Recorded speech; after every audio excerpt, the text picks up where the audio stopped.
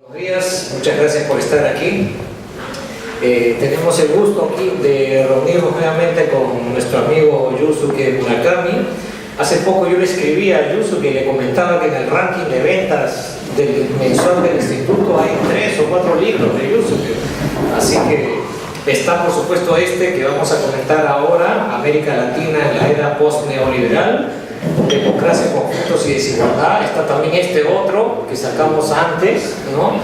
Dinámica político-económica en los países andinos. Está su libro sobre el fujimorismo. En fin, entonces es un autor bien vendido dentro de la editorial del instituto, ¿no?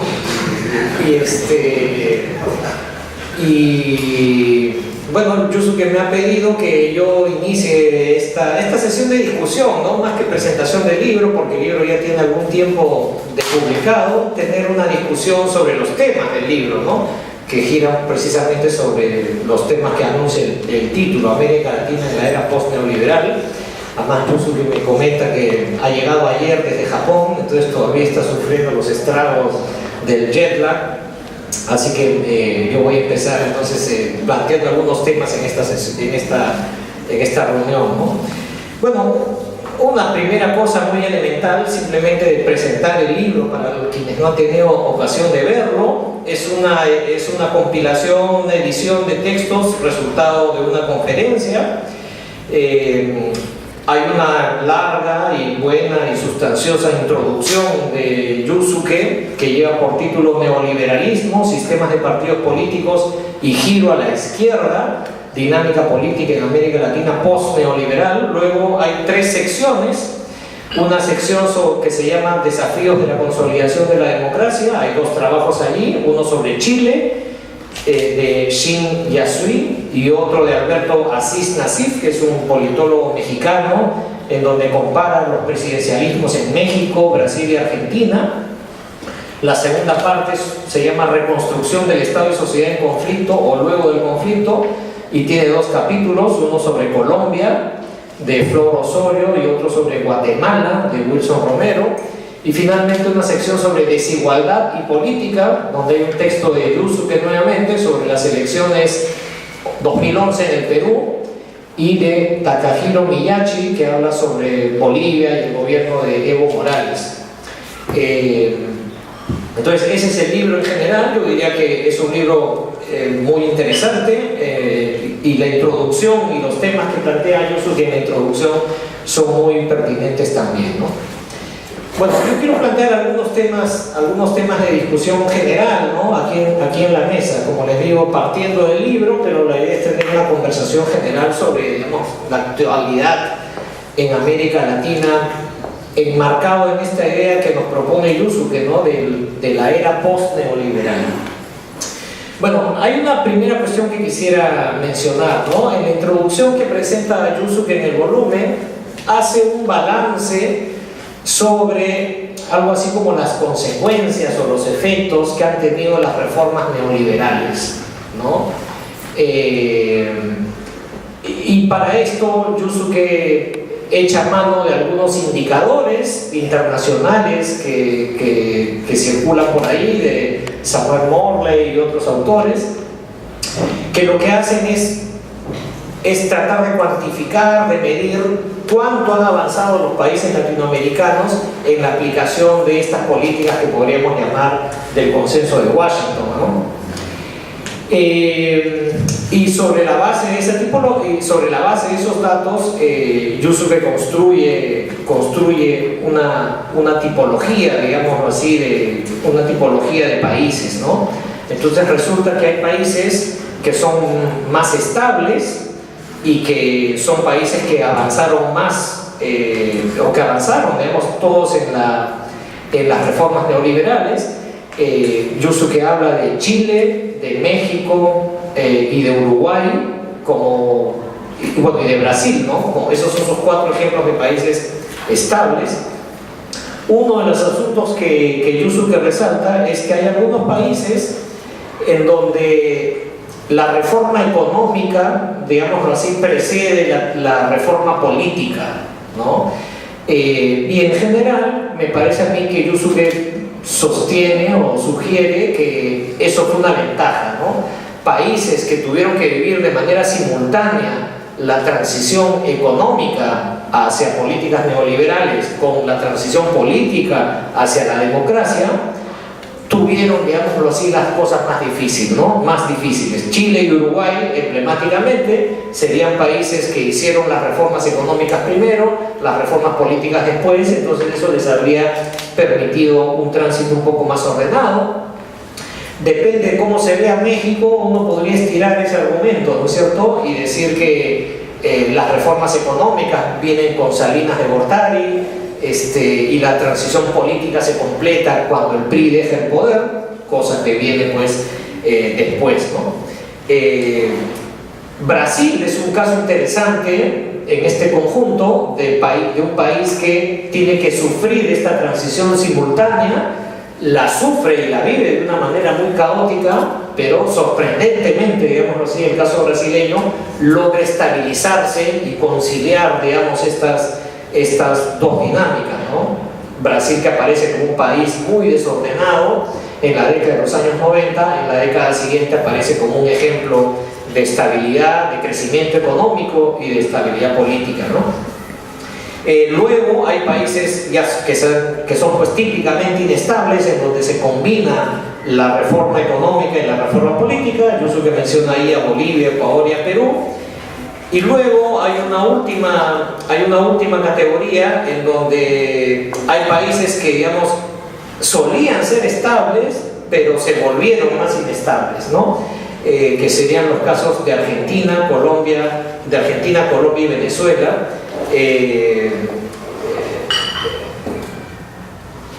Y son países que me parece que en el esquema que nos proponen son países que también, digamos, sufren de una manera o de otra las consecuencias de la aplicación de las reformas económicas en democracia, ¿no?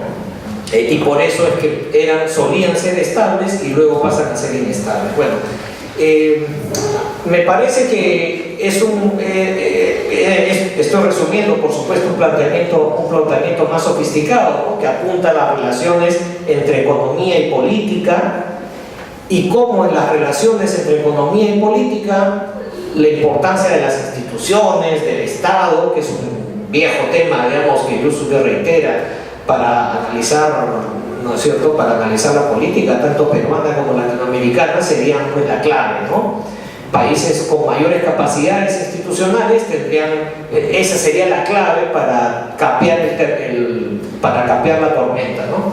Ahora, yo ahí la observación que quisiera plantear es que, si bien me parece correcta esta aproximación, me parece que es importante ver las cosas con un poco más de detalle, ¿no? Y yo creo que viendo las cosas con un poco más de detalle aparecen evidencias que complejizan este asunto, ¿no? ¿Qué es lo que quiero decir? Lo que quiero decir es que una cosa es, me parece, la crisis económica y las reformas neoliberales de la década de los años 80, ¿no? Y otra cosa es la crisis que pone en cuestión, digamos, al neoliberalismo a finales de la década de los años 90, ¿sí? Y a comienzos del año 2000. O sea, claro, cuando hablamos de neoliberalismo y de reformas económicas de mercado y de los problemas del neoliberalismo, tendemos a mirar las cosas, me parece, en paquete, ¿no? Y yo creo que son etapas que yo distinguiría, ¿no? En el sentido siguiente: el paquete de reformas de los años 80 genera, las reformas neoliberales de la década de los años 80, digamos, genera una mini época de esplendor neoliberal, ¿no? Que es la época de la década de los años 90. Vemos, Yusuke tiene indicadores allí sobre las consecuencias de las reformas neoliberales, el aumento de la informalidad, el aumento de la desigualdad, ¿no? Y claro, mediante esos indicadores, Yusuke después fundamenta que estemos pasando hacia esta época neoliberal, ¿no? Y en general me parece que es correcto, pero creo que se pierde de vista que el neoliberalismo tuvo su etapa de gloria, digamos así, ¿no? Hacia mediados de la década de los años 90. Es la época donde Menem era un presidente muy popular, es la época donde Fujimori era un presidente muy popular, es la época donde Gonzalo Sánchez de Lozada era un presidente muy popular, la época en la que Carlos Salinas de Gortari era muy popular, ¿no es cierto? Entonces hubo un momento en donde las reformas económicas generaron mucha legitimidad política, ¿no? El asunto es que la crisis que viene después, la crisis del 98, 2002, ¿no es cierto? Yo diría que esa crisis es clave para entender lo que viene en el momento más reciente, ¿no? Y fíjense que ahí las cosas pues como que en algunos casos se invierten, ¿no? Los neoliberales que eran muy populares en Argentina y en Bolivia pasan a ser los culpables después de la crisis de cambio de siglo, y entonces así como antes estas políticas estatistas y populistas eran las culpables de la hiperinflación y de la crisis y justificaron el cambio de modelo y la aplicación de políticas neoliberales, en el cambio de siglo quien aparece como culpable de la crisis es el neoliberalismo, y por lo tanto hay que cambiar de modelo, y eso me parece que es muy claro, como les decía, en Bolivia y Argentina, ¿no? Allí más bien lo interesante es ver cómo no todos los países hacen ese tránsito, ¿no? Por ejemplo, Perú no lo hace. En Perú cae el fujimorismo en el año 2001, ¿no es cierto? En medio de esta crisis, de esta recesión, y Perú podría haber seguido un camino más parecido a Argentina y a Bolivia, ¿no? Pero, digamos, la crisis en el Perú en el año 2000-2001 fue económica, ciertamente, pero fue más política que económica. Y entonces se da este cambio y el modelo económico no llega a ser cuestionado propiamente, y entonces Perú sigue por ese camino, ¿no? Otro caso interesante en esa misma línea es el caso brasileño, ¿no? También Brasil es muy golpeado por esta crisis.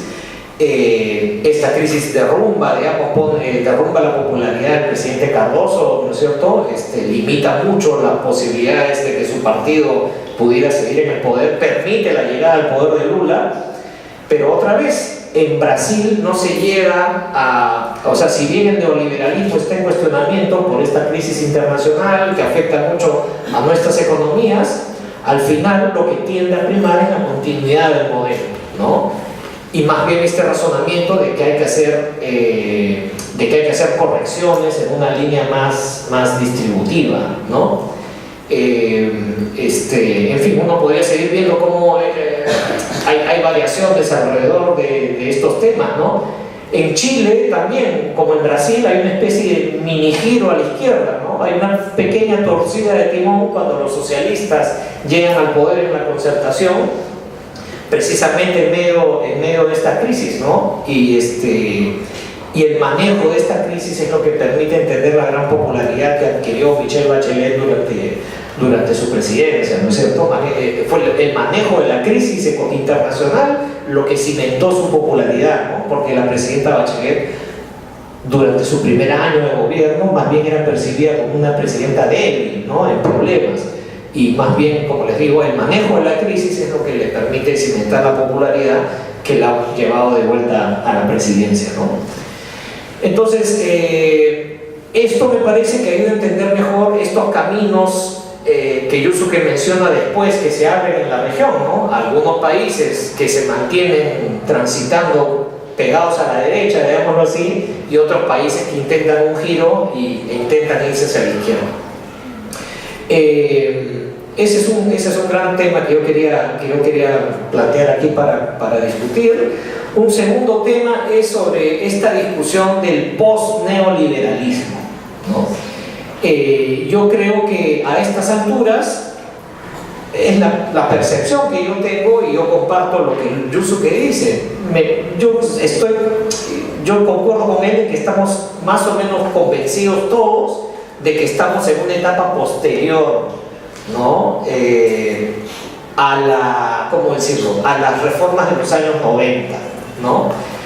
Y yo diría que ese consenso es muy grande, ¿no? Es un consenso que recorre izquierdas y derechas, que recorre sociedad civil y organismos internacionales, digámoslo así, ¿no? En eso estoy de acuerdo con Yusuke, pero ciertamente eso es algo que entonces le planteo para discutir, pero por supuesto no hay consenso sobre qué significa esta nueva etapa. Estamos de acuerdo en que la etapa es diferente, pero no sabemos qué etapa es esta. Solo sabemos que es diferente a la anterior, ¿no? Y entonces yo ahí distinguiría hasta tres variantes, ¿no? Una que es más de derecha y lo que señala es, bueno, desde la década de los años 90, Moisés Naim, John Williamson y muchos otros autores decían, oigan, nosotros siempre dijimos que las reformas de los años 90 eran solamente una etapa, ¿no? Y esa etapa claramente se agotó. Se acabó la etapa en donde la prioridad era el control de la inflación, el equilibrio fiscal, la política de privatizaciones, ¿no es cierto?, como la liberalización de los mercados. Bueno, esa etapa era necesaria, dio buenos resultados, pero esa etapa ya terminó y ahora tenemos que hacer otro tipo de cosas, ¿no? Y ese otro tipo de cosas son reformas institucionales, básicamente, ¿no? Ustedes leen el libro que salió en inglés, publicado, de John Williamson y Pedro Pablo Kuczynski, que creo que es un libro muy importante digamos que no ha sido leído lo suficiente, ¿no? Williamson, que es el padre, digamos, del consenso de Washington, es coeditor con Pedro Pablo Kuczynski, en donde plantean explícitamente esta idea de que y ese libro se llama After the Washington Consensus, ¿no? Después del consenso de Washington. El propio Williamson dice, tenemos que pasar a una etapa siguiente, ¿no? Y acá de lo que se trata es de fortalecer las capacidades regulatorias de los mercados, mejorar la educación, mejorar la salud, reformar el poder judicial, hacer la reforma del Estado, ¿no? Y esa agenda es una agenda que se han comprado también totalmente los organismos internacionales, ¿no? En la línea, pues, de lo que acabo de mencionar. Entonces, desde esta perspectiva, las reformas no estuvieron mal, solo que fueron una etapa, hay que pasar a una siguiente, ¿no? Y los problemas que han tenido los países que aplicaron reformas neoliberales no es que hayan seguido un camino equivocado, sino que se quedaron a mitad del camino y hay que profundizar, hay que ir más allá, ¿no? Y por supuesto, esta segunda agenda, ¿cómo decirlo? Pues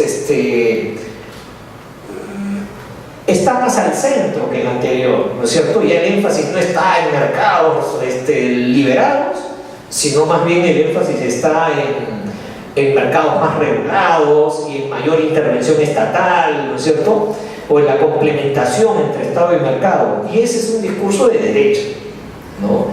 Entonces yo creo que muchas veces desde la izquierda se dispara y se da el blanco equivocado, ¿no? Cuando se dice que desde la derecha se está en contra del Estado y solamente se endiosa el mercado. Yo diría que se está criticando a la primera etapa, digamos, de las reformas, ¿no? Cuando me parece que lo más inteligente, digamos así, entre comillas, del discurso de derecha ya está en otra cosa, ¿no?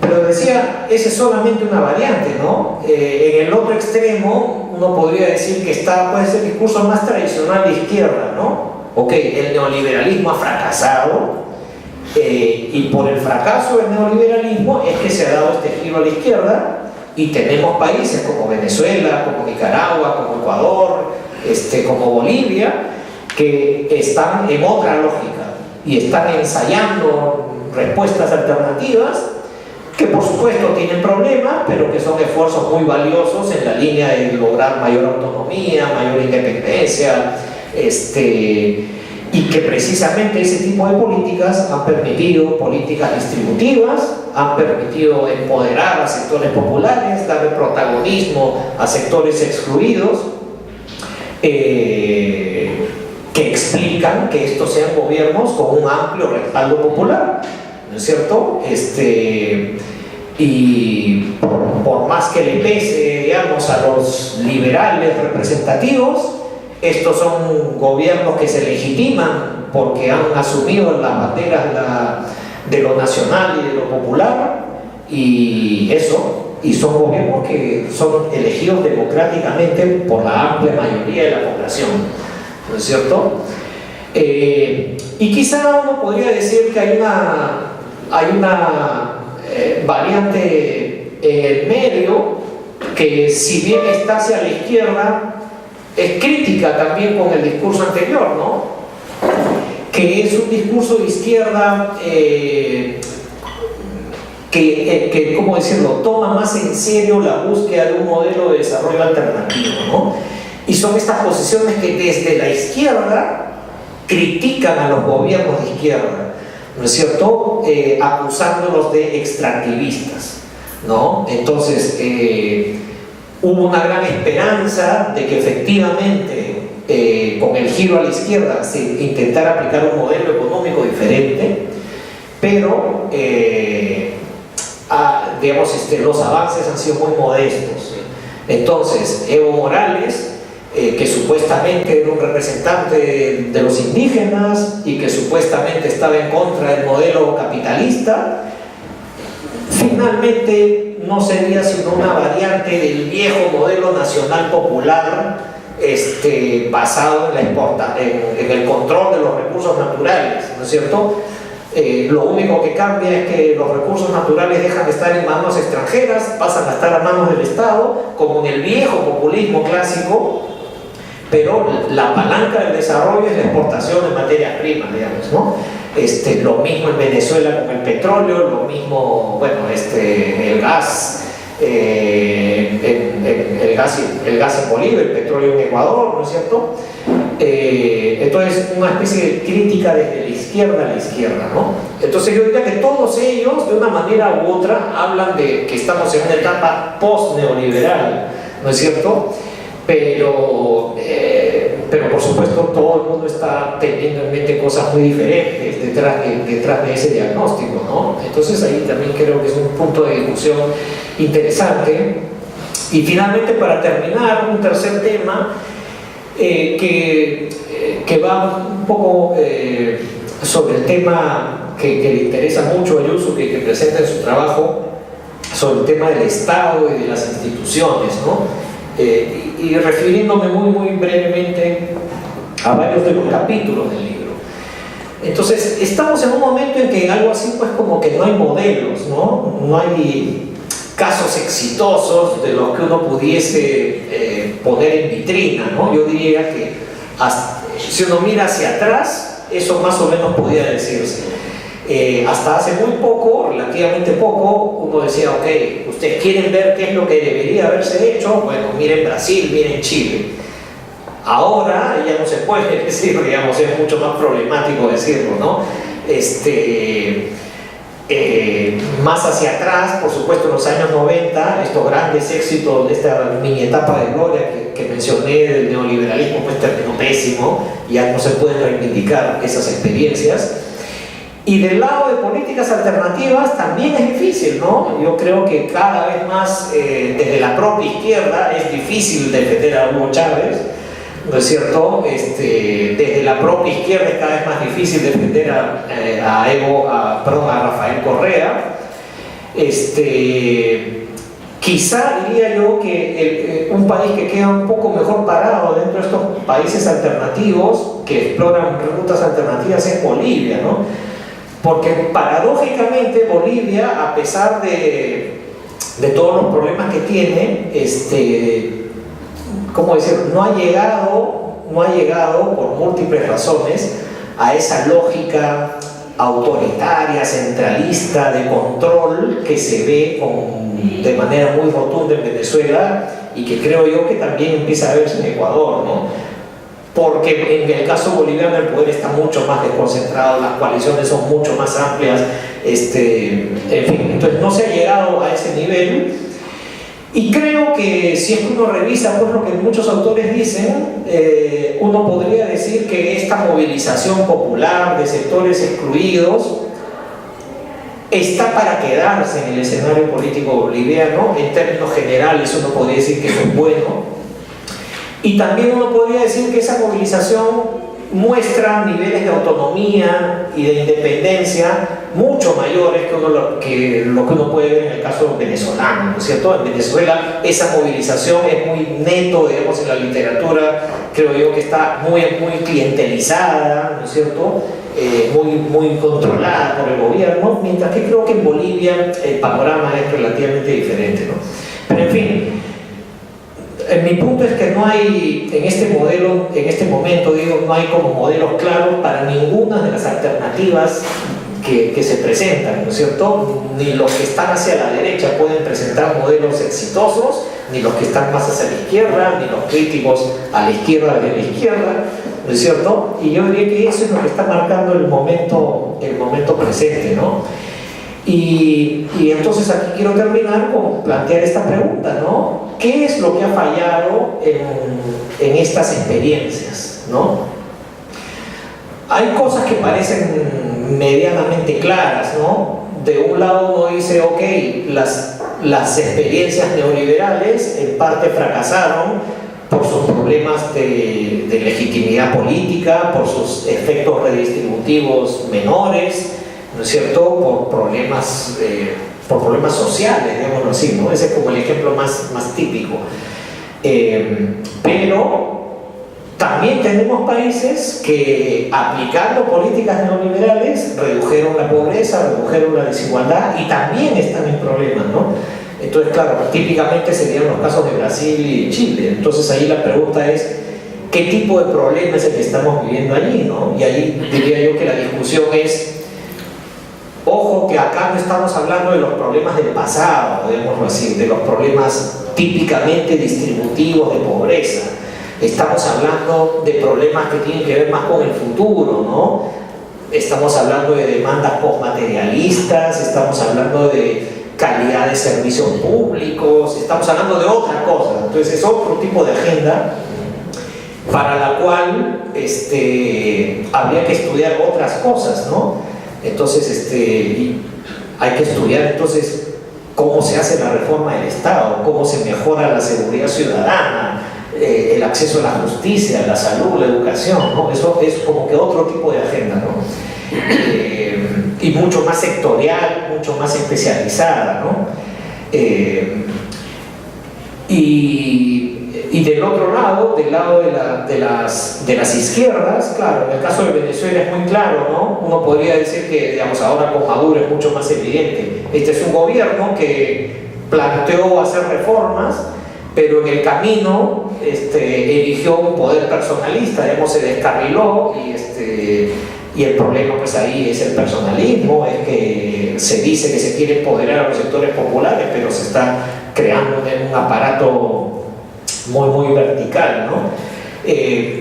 Entonces, claro, Venezuela es muy claro en cuanto al diagnóstico, pero si uno mira Ecuador y Bolivia, ahí donde este aspecto autoritario, digamos, no es tan claro, no es tan neto, la pregunta es ¿cuál es el modelo alternativo, digamos así, ¿no? Y digamos ahí como que los intentos que se han hecho de construir algo diferente, ¿no? El Estado plurinacional, el buen vivir, que eran eslóganos que en su momento parecían interesantes y que ilusionaron a alguna gente, cuando uno mira la materialización concreta no parece pues haber claridad de a dónde se está yendo, ¿no? Entonces y como les decía hace un momento, se ve esta crítica de que, oigan, en el fondo este es el viejo modelo nacional popular, es la reedición del viejo populismo que ya conocíamos, ¿no es cierto? Con otro, digamos, con un poncho encima, pero es básicamente lo mismo que habíamos visto en la región, ¿no? Bueno, yo quería entonces plantear esos temas y no sé, creo que ahora podría yo sé, hacer un comentario breve y después abrir la mesa para preguntas, comentarios. Sí. Precisamente el libro es para plantear temas que justamente Martín ha presentado, así que me da mucho gusto estar acá también. Tan amplio que yo no voy a ir respondiendo uno por uno, pero de todas maneras intentaré abarcar el tema o por lo menos este espíritu de los puntos que Martín ha planteado, ¿no? Empezamos con el primer punto, que es, digamos, yo entiendo que Martín enfatiza mucho el crisis de 98, que es más bien un factor, para mí es un factor, ¿cómo puedo decir?, arrancador, digamos, el fin del auge del neoliberalismo, ¿no? Empiezo con el título, post-neoliberal, ¿no? En este caso, post significa, no es de cosa de pasado, sino yo tomo este término de post de un libro escrito por un, digamos, politólogo o crítico inglés que se llama Crouch, quien escribió Post-Democracy. Y él usó ese término porque democracia no ha dejado de existir, o sea, todavía sí existe. En muchos casos, muchos países europeos todavía están como, obviamente, un sistema vigente. Pero la cosa es que su momento más, digamos, auge, ¿no? O sea, más alto, se ha pasado. En ese sentido, él escribió post-democracia. Y en ese sentido yo usé este post. Y es precisamente lo que dijo Martín, ¿no? Después de auge, precisamente en los 90, del neoliberalismo o consenso de Washington, todavía no solamente en política, o sea, a nivel interno, sino también internacional. Ese momento recordarán que todos países, incluyendo Estados Unidos, estaba soñando, digamos, todavía con una especie de comunidad de libre comercio, ¿no? Todo el continente, que al final no llegó. En ese sentido, sí hubo auge, ¿no?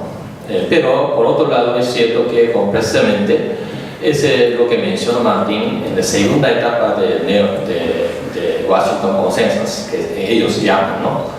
Es precisamente ya internamente inclusive planteó desde ya alrededor de 1995 en organizaciones internacionales. Eso se llama segunda etapa de reforma estructural. Ellos usaban primero ese término, y precisamente eso incluye, por ejemplo, descentralización, fortalecer políticas sociales en puntos críticos, focalización, etcétera, ¿no? Que es dentro del esquema neoliberal, pero tiene que enfatizar otros aspectos, ¿no? Eso es lo que ya se había planteado. Y precisamente por eso, hablando por ejemplo, el fujimorismo, en el 90, segunda etapa del fujimorismo, o sea, 95, un grupo, no todo, pero dentro del gobierno de fujimorista también se planteó, de acuerdo con ese planteamiento de organizaciones internacionales, impulsar reforma, digamos, de Estado, incluyendo inclusive de segunda etapa, que obviamente no fracasó totalmente. Pero de todas maneras, sí hubo una serie de, digamos, como por lo menos reconocimiento por parte de los que impulsaron prácticamente organizaciones internacionales, que ya había llegado, digamos, un punto culminante de reforma estructural, que es el Washington, pero necesita una serie de ajustes, por lo menos para ellos. Y por eso, de parte de los que impulsaron el consenso de Washington, ya había, digamos, por lo menos el reconocimiento de la necesidad de, digamos, ajuste estructural, ¿no? Y así empieza, pues, década 90, prácticamente segunda etapa de la década 90. O sea, ya en el momento de culminar el punto más alto del consenso de Washington, ya habían empezado, digamos, una serie de ¿cómo puedo decir?, reconocimiento por parte de impulsores. Y además también por parte de lo que cada país de América Latina también hubo una serie de críticas, ¿no?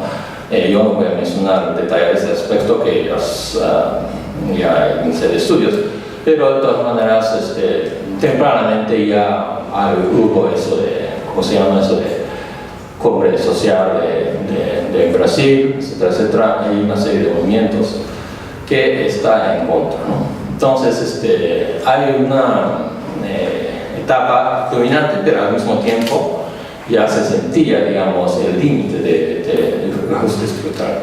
Entonces, y obviamente nadie pensaba que eso iba a ser comienzo de caída de, digamos, gobiernos o corriente de cosas de Washington, o neoliberal, pero en 98 salió elegido pues, Chávez, ¿no? Entonces, ahí ya ciertamente ya hubo, digamos, una serie no tan obvio, digamos, como caso del 95, crisis 98, y después ya afectó mucho, digamos, ¿no?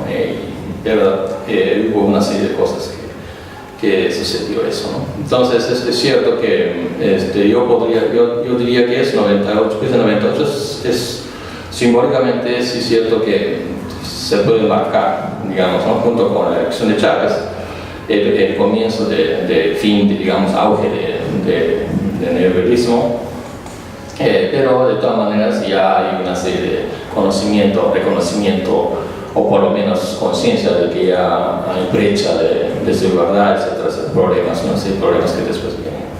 Y en ese sentido, ya post-neoliberal significa entonces ya agendas socioeconómicas. La agenda socioeconómica ya no se puede ignorar, no se puede ignorar ni siquiera por los paros a las fuerzas de derecha, ¿no? Incluyendo, digamos, aquí en Perú o otros países. Y en ese sentido, yo diría que es cierto que hay un auge y después, por eso el uso post. Y precisamente, como dijo él en última parte, no hay consenso, o sea, no hay norte, digamos, a dónde llegar, no hay modelo, mejor dicho, que no hay, entonces también post, porque no hay manera de detectar cuál es el camino que puede seguir, ¿no? En ese sentido también, el de post-democracia es igual. Lo que Crunch propone es que, bueno, alternativa de democracia es muy difícil. Hay una serie de democracia directa, indirecta, participativa, no sé qué, otra cosa, pero de todas maneras, democracia, y esencia queda, pero no hay modelo, digamos, que seguir y tengo que buscar. Es lo mismo. Ahora, complementando lo que presentó Martín, yo quisiera precisamente esa etapa de crisis después de 98 o alrededor de 98, lo que marca la diferencia entre países que más o menos se estabilizó y lo que no han estabilizado es que la presencia de fuerzas de izquierda, digamos, ¿no? Que más o menos sólida, que por lo menos tiene presencia en el Congreso. No necesariamente que salga elegido presidente, pero de todas maneras tiene presencia en el Congreso más o menos representativa y presentar como agenda socioeconómica, ¿no?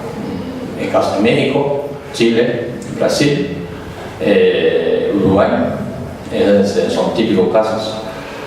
Otros países lamentablemente o estaba ya recaída, o sea, se han perdido fuerzas, o si no están divididos, o si no ya, digamos, por una serie de cosas, entre ellas, ayudó por lo menos como parte de coalición, o como sujeto, o sea, actor impulsor del neoliberalismo, y lamentablemente ya perdió su legitimidad, ¿no? El caso de Argentina, por ejemplo, también. Otros casos también, en menor grado, por ejemplo, en Bolivia también igual. Izquierda de Bolivia de hasta la década de 80 formó parte de la coalición que impulsó el neoliberalismo, ¿no? Entonces, así por ese tipo. Ahora,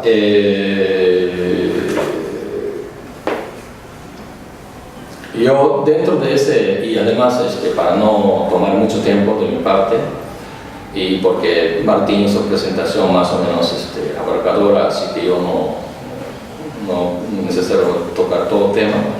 pero yo lo que quisiera hacer también es cómo buscar, digamos, una serie de, no es modelo, pero camino quizá, que se puede ir, ¿no? Yo diría, en el caso de Brasil, ¿no? Es cierto que Brasil ya no es un caso como hasta 2010, que es como algo modelo a seguir, como después de Chile. Ya sabemos que hay problemas, pero yo diría que eso no es un problema contigo, precisamente Martín, es una especie de paradoja de éxito, entre comillas, ¿no? O sea, no podemos imaginar una entidad, o sea, régimen o política perfecta que resuelve todos los problemas en cualquier etapa, cualquier nivel. Entonces, yo diría que es Brasil y Chile inclusive, porque en Chile empezó, digamos, la movilización de clase media, entre comillas, exitosa, en 2008, y después viene Brasil. Entonces, yo diría que esos son paradojas de éxitos, ¿no? Entre comillas. O sea, Chile y Brasil no están en la etapa, no digo que es totalmente diferente, pero está en otra etapa de precisamente Martín asumió. La siguiente etapa, que es otro problema, no necesariamente distributiva, sino más bien expectativa de diferente categoría. Cómo buscar, cómo encontrar manera de, por parte de política, resolver ese tipo de problema, o por lo menos responder a ese tipo de expectativas de clase media, por ejemplo, que está ahí muy importante, cada vez más importante, ¿no?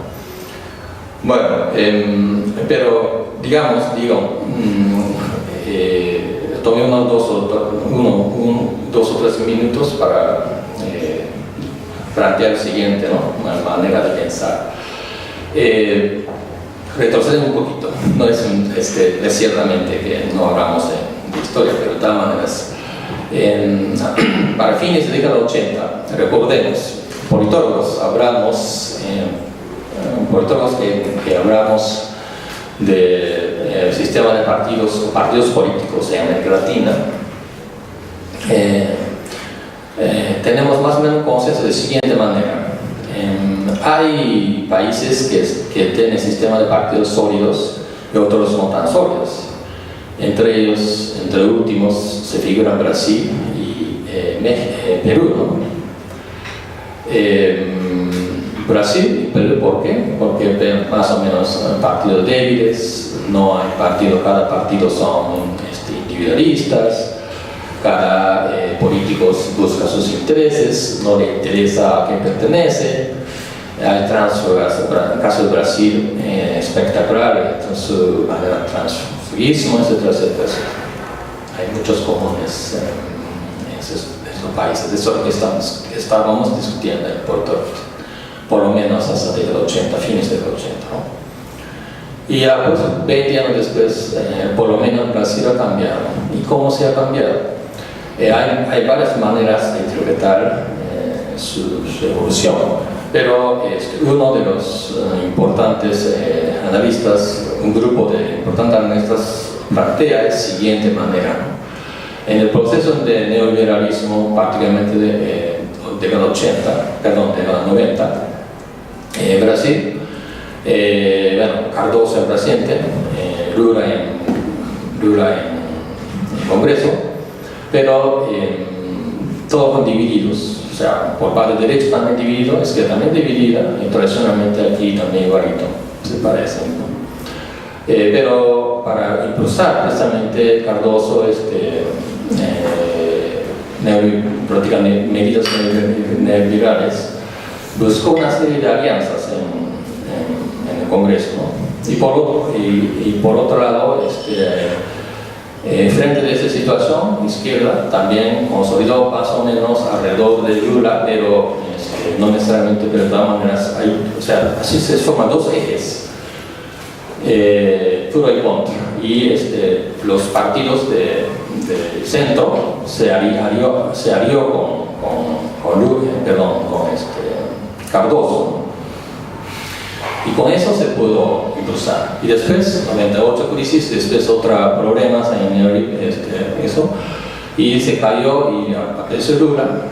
Lula salió con Congreso minorista, pero Partido Centro esta vez se alió con la Lula y se pudo impulsar una serie de políticas y medidas que es más bien para corregir el neoliberalismo, ¿no? Sin salir del marco general del neoliberalismo. Bueno, eso implica que por lo menos la política se ha convertido, digamos, en política de partidos políticos sobre la base de plataformas, o sea, planteamientos, por lo menos. Eso no implica que totalmente eliminar el clientelismo ni corrupción, como apareció, como sabemos actualmente. En ese proceso, pues, lamentablemente siempre hay ese tipo de problema, ¿no? Pero de todas maneras, por lo menos se estabilizó y ha producido, digamos, milagro brasileño. O sea, milagro brasileño no solo economía, sino a base de eso existe ese tipo de dinámica política. Eso implica que, y obviamente Lula y Cardoso nunca se han llevado bien. Si se encuentran, no se hablan, pueden darse las manos, pero no se amistan, no se amistad.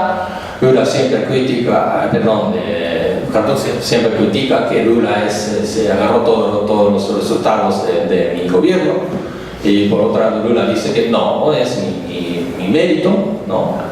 Pero digamos, lo que dice es que en ese libro, en Asís, el doctor Asís, hubo consenso de gobernabilidad entre ellos, o sea, por lo menos entendimiento de que no salgamos cierto marco, porque si no va a causar otros problemas de anteriores épocas y no llegamos a ningún lado. O sea, ese tipo de entendimiento o consenso, por lo menos, ¿a dónde vamos a dirigir? O sea, por lo menos ese tipo de consenso o entendimiento, si es que no existe consenso, entendimiento de gobernabilidad, si es que cause ciertas coherencias en las políticas, medidas, y también alineamiento de cada partido o fuerzas sociales, inclusive partidos políticos, que se digamos, embarcan en ciertas direcciones, ¿no? Si es que se puede producir ese tipo de dinámica, quizá puede encontrar una salida, ¿no? Obviamente Brasil necesita, ahorita está como bien para plantear Martín, es otro problema, de otra etapa que necesita ese tipo de norte, o sea, con alineamiento, pues quién serán protagonistas, yo no sé, pero de todas maneras, por lo menos tiene que haber ese tipo de cosas, ¿no?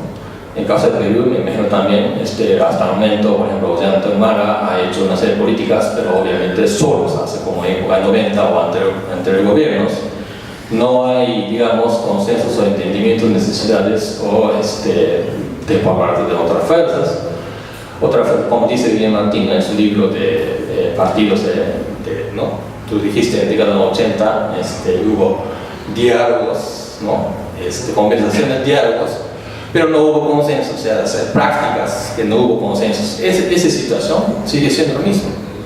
Entonces, enfrentarse en público no importa, pero con el caso de Brasil, que haya cierta pausa que conduce hacia el futuro, por lo menos en esa etapa de década 90 y primera década de este siglo en Brasil, o sea, estos 20 años por lo menos, en Brasil sí existió ese tipo de pauta, ¿no? En caso de Chile, por ejemplo, hubo también más o menos década que duró lamentablemente 20 años o más, yo diría 20 años más, porque pasándome experiencia de los países sudeste asiáticos, de Asia de este tipo de consenso o por lo menos entendimiento tiene que durar por lo menos 25, 30, si es posible, o sea, una generación o dos generaciones, ¿no? En caso de Japón, por ejemplo, duró por lo menos 50 años. Entonces hay una serie, bueno, yo no digo que en ese pues puede ser de todo, ¿no? Porque recordamos muy bien en la frase de Churchill, ¿no? La democracia es peor régimen político, excepto otros, o sea, hay una serie de problemas, pero por lo menos nos da pauta, nos da espacio para coexistencia, ¿no? y digamos, humanamente se puede soportar, digamos, problemas que causa el régimen democrático, ¿no? Bueno, entonces ese es más o menos lo que plantea ese libro. Precisamente por eso no digo que sea una panacea que resuelve todo problema, pero por lo menos da estabilidad, puede dar cierta línea que va a seguir por lo menos, digamos, si ojalá que dure una generación. Bueno, así dejo por el momento.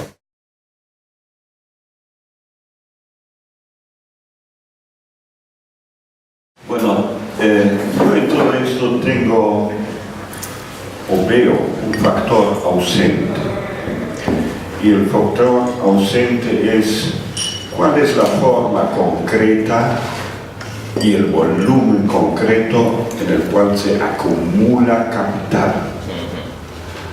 Si no veo cómo se acumula capital y cuán exitoso se ha sido en la acumulación de capital, o si no veo, si tengo un flujo constante de capital transnacional hacia mi economía, entonces eso es una condición diferente a un país donde no hay las condiciones para un flujo constante de capital transnacional a la economía nacional. Por ejemplo, para salirme de América Latina, yo comparo Francia y los Países Bajos por un lado, Alemania por el otro lado. En Alemania en este momento se está dando claramente algo como un surgimiento de un post-liberalismo, neoliberalismo, mientras en Holanda y Francia no logran hacer este paso, y lo que está surgiendo es un populismo racista, tanto en Holanda como en Francia, que es un poco una señal de un impasse que hay por la falta de capital acumulado y una forma de seguir acumulando capital a pesar de introducir formas post-neoliberales. Y si me paso a América Latina, yo pienso que Chile ha encontrado una forma de acumular capital con bastante constancia, y Chile, al igual como Alemania, está entrando a una fase post-neoliberal, y probablemente lo va a poder hacer porque tiene acumulado lo suficiente y tiene las instituciones necesarias para seguir acumulando a pesar de hacer reformas más o menos profundas. Si veo el Brasil, por otro lado, yo veo Brasil depende mucho más del flujo del capital transnacional hacia la economía brasileña, pero como Brasil está visto por el capital transnacional como una base para insertarse productivamente en América Latina, es probable de que va a tener una posibilidad de pasar a una fase post-neoliberal, también porque tiene un sistema político más o menos estable. Es decir, yo pienso, y ese es el sentido de mi pregunta o mi observación, que esas ideas que he escuchado hay que matizarlas de acuerdo al volumen y la posibilidad de acumulación de capital, que es después de todo el centro del capitalismo. Por esto, es muy chistoso decirlo, pero por esto la China también tiene la posibilidad de pasar a una fase post-neoliberal, otros no. Y ahí un poquito la pregunta a los dos, ¿cómo es eso, la acumulación de capital y qué incidencia tiene sobre los procesos políticos?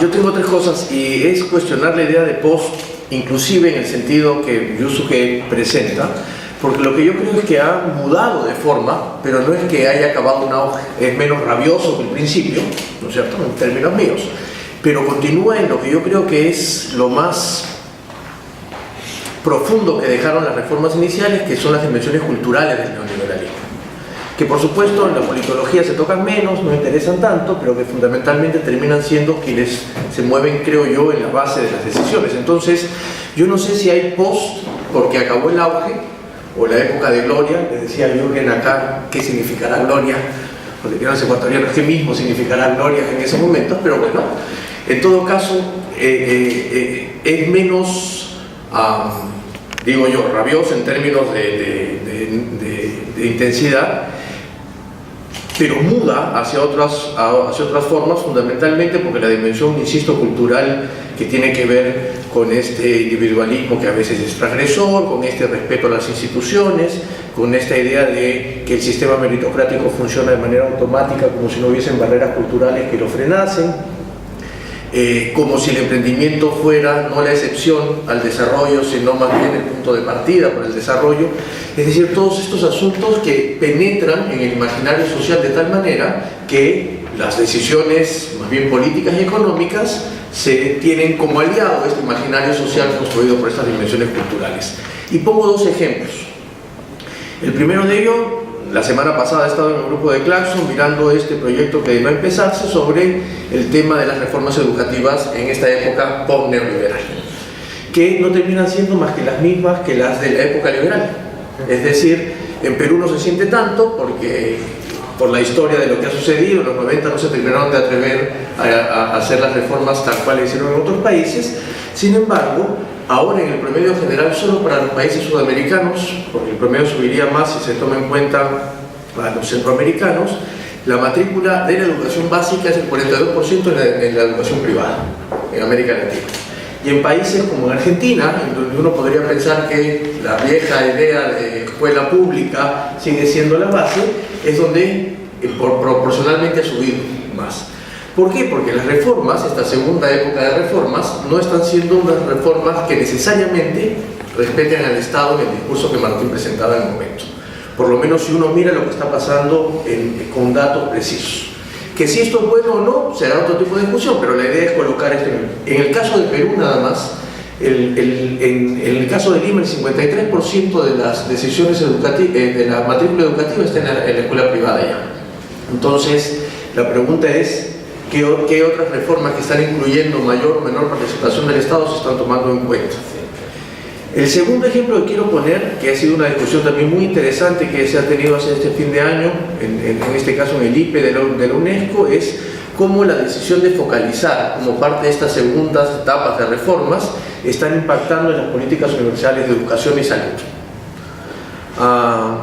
Y cómo la focalización está de alguna u otra manera reemplazando la vieja idea de tener una política universal de servicios sociales como la educación y la salud, porque están condicionando una serie de elementos, ¿no es cierto?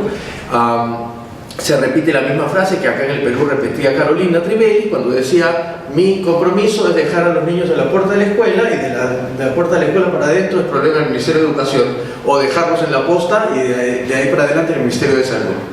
El asunto es que termina siendo esto bien complicado, porque uno de los datos que presentaban en la CEPAL es que la cantidad de personas que están atendiéndose en formas de focalización termina siendo bastante más amplia de muchos países que la idea universal. Es decir, hay más gente bajo este régimen de políticas sociales focalizadas que universales, que están obligando a modificar la escuela y las postas. En esta idea del G2P, ¿no es cierto?, de Government to People, no necesito un conjunto de instituciones en internet y me voy. Entonces, para terminar, pues tenía una cosa del buen vivir que no voy a decir ya.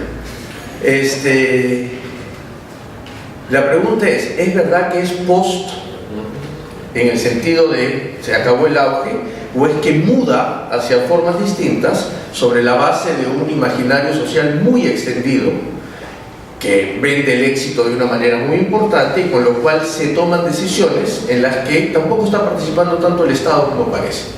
No estoy hablando de los más radicales del Cato, ¿no es cierto?, como el que me tocó en mi cara, sino incluso en gobiernos progresistas como el de Correa, como el de Evo, como el de Cristina o quien fuese. Voy a retomar la idea que dice que hasta qué punto esto es post, y me huele muy marquetero, ¿no? Tenemos a Ariel, después Ariel con puntitos azules, pero es el mismo Ariel. O sea, acá hablamos de post y seguimos en la misma vaina. No entiendo qué cosa es post. Ahora, observaciones al discurso que han dicho. Yo creo que América Latina tiene particularidades. Hay países que han creado grupos empresariales de clase mundial. ¿Okay? Vale Río Doce es una empresa de características mundiales. ¿Okay? El grupo minero más grande del Perú no llega a ser ni el 2% de la capitalización bursátil de Vale Río Doce. ¿Okay?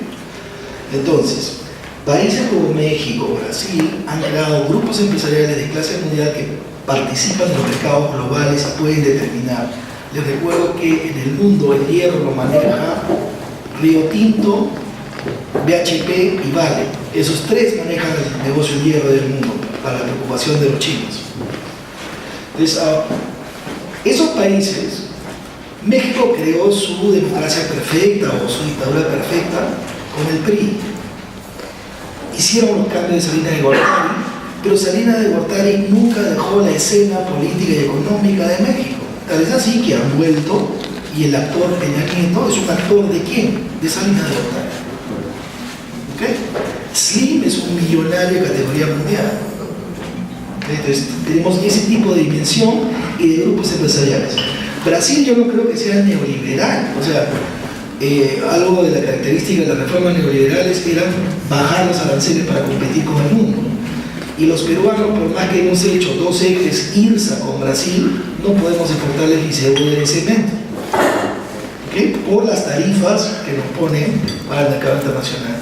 Entonces Brasil es un animal distinto, o sea, ellos tienen un capitalismo desarrollado desde los 50 con los el ejército brasileño que hizo realmente el milagro. Después viene la democracia, pero quien hablaba de desarrollo de la dependencia se vuelve ministro de Economía de Brasil, hace la devaluación del 98 y después es presidente de 2 periodos. Pero no se cambia nada del modelo. Por el otro lado, traes a Lula, y lo primero que hace Lula es nombrar al presidente del Banco Central a un funcionario de nacionalidad brasilera del directorio de JP Morgan. Y lo mismo hizo con el ministro de Economía. Entonces no cambiaste absolutamente nada, simplemente dijiste, bueno, vamos a hacer políticas sociales para, con Bolsa Familia, hambre cero, mantener a 40 millones de brasileños, pero el fondo del asunto no ha cambiado. Chile quedó clarísimo con Pinochet que hacia dónde iban, y la concertación demostró que sobre lo que hizo Pinochet, ¿qué ha cambiado?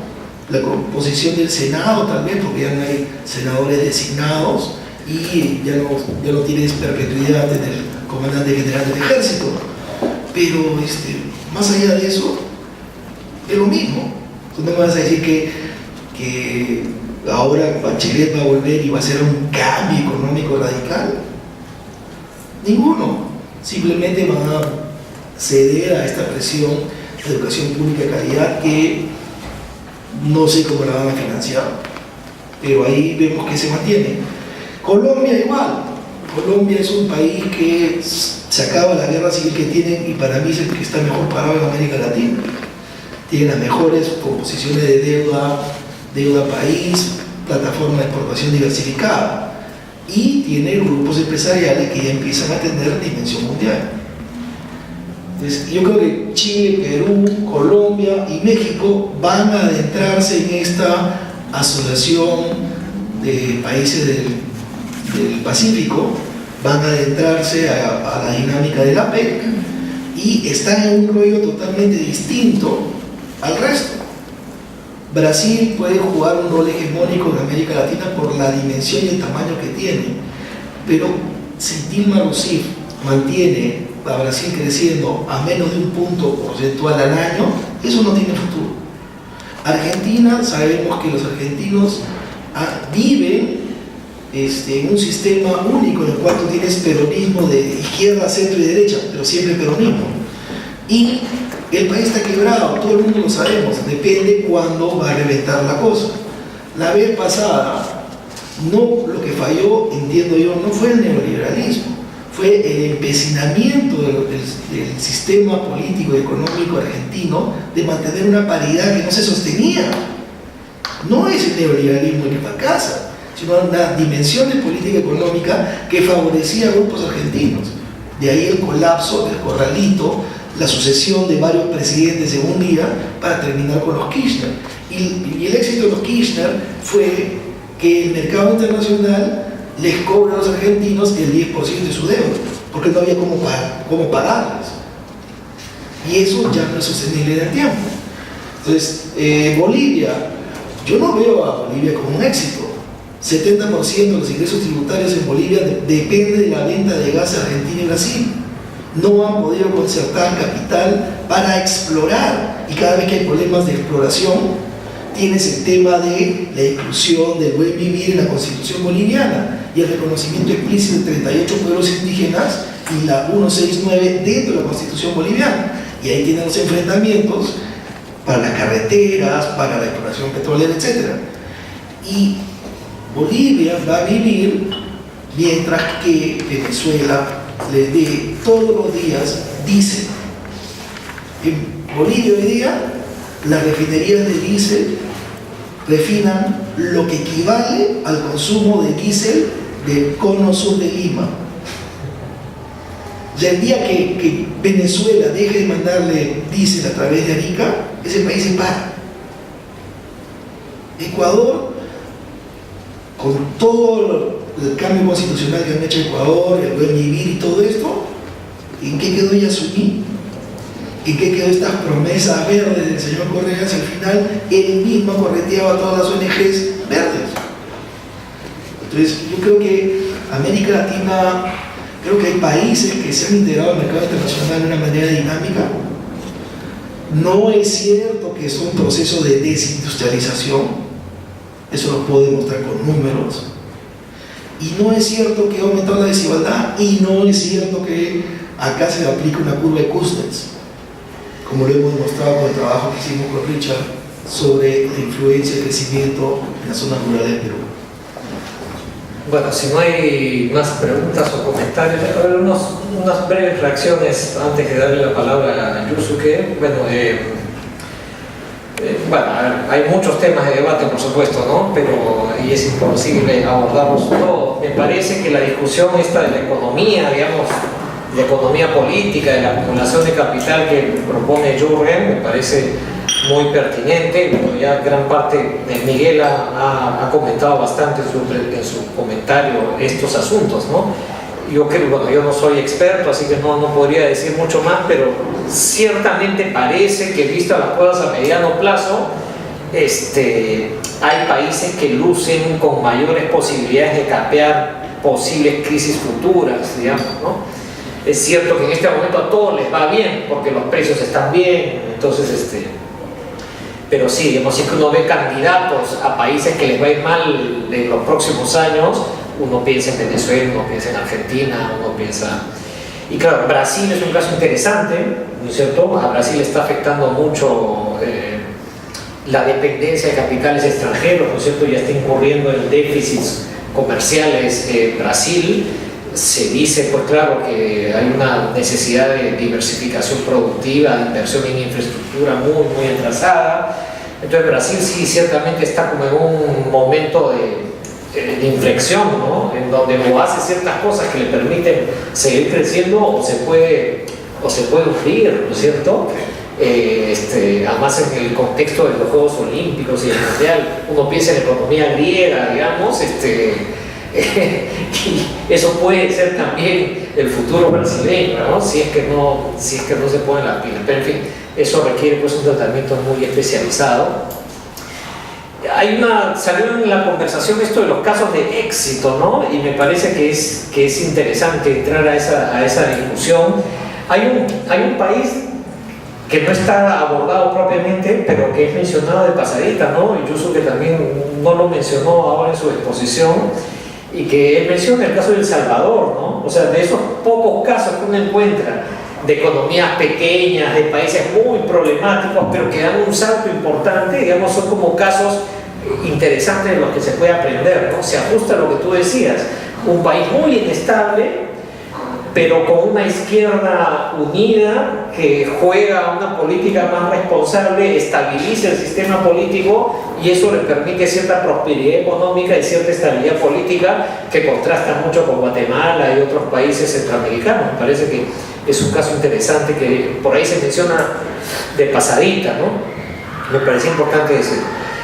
Y dos cosas para terminar, ¿no? Esto que mencionaba Ricardo de la dimensión cultural y de las políticas públicas, ¿no? Yo creo que es muy importante estudiar. Yo diría que, claro, frente a esta idea pues, de que no hay alternativas claras, ese saber internacional que proponen los organismos internacionales es lo que termina sentándose en todos nuestros países, independientemente de su orientación ideológica, porque los problemas del día a día hay que solucionarlos y si nadie tiene la receta y se aparece alguien que te dice, oye, esto ya se ha hecho en 20 sitios y tiene financiamiento y tiene asesoría, la tentación para seguirlo es muy grande, ¿no? Ese tipo de cosas me parece, ahora que aquí en el instituto estamos pensando en un nuevo ciclo de investigación, eso es un tema que me parece que es absolutamente crucial. Dentro de eso está la discusión sobre, bueno, esto nos lleva a la discusión de cómo está funcionando el Estado en nuestros países, ¿no? Incluso que ya sugería en sus conclusiones que países con estados más fuertes, más solventes, digámoslo así, son países a los que les va mejor. Y eso es lo que hay que estudiar, digamos, cómo es que se generan esas capacidades en contextos adversos y luego meterse alguna, o sea, dejar de hablar del Estado en general y meterle el diente a entidades públicas específicas que resultan cruciales en esta discusión, ¿no? Entonces, poder judicial, policía, ¿no es cierto? Esas son las cosas que digamos desde las ciencias sociales hemos abordado muy poco y que resultan cruciales, ¿no? Algo se ha estudiado, sí, educación, salud, pero hay otras que digamos, están en conocimiento, están puestos de pañales, ¿no? Bueno, Yusu, que para terminar. Sí, digamos, partimos de mi libro, ¿no? Editado por mí. Entonces, enfocamos básicamente el aspecto político y obviamente tiene sus propios méritos, también propios límites, ¿no? Y precisamente el aspecto de acumulación de capitales es obviamente una pregunta ausente, pero eso se abarca no solamente, diría yo, dimensión de, o sea, los problemas América Latina, sino también del mundo, ¿no? De nivel internacional tenemos que pensar. Y precisamente, tanto en nivel nacional como internacional, mundialmente, inclusive hablando, el capitalismo en general y el neoliberalismo en particular ha producido ganadores y perdedores, ¿no? Y quizá, no sé exactamente, pero en el caso de América Latina puede ser casi todos son perdedores, puede salir así, o no sé, pocos que mencionan pues Miguel, que Brasil, por lo menos Brasil, México, Chile, Argentina, Colombia podría salir con algo de ganadores a la saga de lo que todo el mundo, digamos, de países desarrollados. Eso tenemos que observar. Pero de todas maneras, por lo menos como región, en América Latina, en términos generales, obviamente, históricamente hablando también, estructuralmente hablando también, falta de capitales, es cierto. Y dentro de países de América Latina, históricamente también hay países, digamos, relativamente avanzados, entre comillas, Brasil, Argentina, Chile, México y Uruguay, que es más o menos históricamente ha desarrollado sus industrias, o sea, sector industrial de fábrica, históricamente hablando, que tiene también más o menos, aunque no siempre estabilidad, pero de todas maneras más o menos partidos, lloraderas, etcétera, etcétera, ¿no? Entonces ese tipo de, y eso ya, pero dentro de esa comparación digamos, dentro del país, entre los países de América Latina. Y si es que comparamos con otros países, otras zonas, obviamente América Latina es una región que, digamos, tiene no tan ventajosa, ¿no? O sea, sí tiene ventaja de recursos primarios, pero falta tecnología, etcétera, educación, etcétera, etcétera. En ese sentido, y obviamente acumulación de capitales falta bastante, ¿no? Y eso ya diría yo problema estructural que ya digamos persistido siempre. Pero de todas maneras, si abarcamos, o sea, si vemos últimos 30 años por lo menos, hay unos cambios entre comillas políticos que podríamos decir de importancia, que puede causar, que puede marcar, digamos, pautas en las siguientes décadas, ¿no? Eso por lo menos tenemos que tomar en consideración, es lo que planteamos. Ahora, dadas esas tendencias, o sea, dadas esas circunstancias, obviamente, y además, por mayor razón, diría yo que es una etapa post. O sea, post significa que no hay, digamos, hay ciertas líneas, ideas hegemónicas, podría decir, pero no es dominantes. Entonces, en ciertos sectores, por ejemplo, en el caso de educación, todavía, como no hay alternativa, domina además, domina este criterio de Estados Unidos o organizaciones internacionales que domina todavía, digamos, criterios neoliberales, ¿no? Obviamente. En el caso de Japón también igual. Pero yo diría que ese sea por un lado, como no hay otra manera con falta de capitales que puede impulsar ese tipo de resistir, digamos, ese tipo de hegemonía, entonces obviamente tenemos que obedecer o por lo menos aceptar ese tipo de alternativas, ¿no? Si no alternativas, digamos. Bueno, por eso, pero eso no significa que obviamente puede causar problemas que obviamente necesitamos estudiar bien, ¿no? Pero lo que, digamos, plantearemos es, dadas todas las condiciones y circunstancias que tenemos que enfrentar, podría haber una línea o por lo menos entendimientos acerca de cierta pauta o línea que puede causar una sociedad de futuro más o menos, digamos, que se pueda responder a expectativas de la mayoría de los pueblos, ¿no?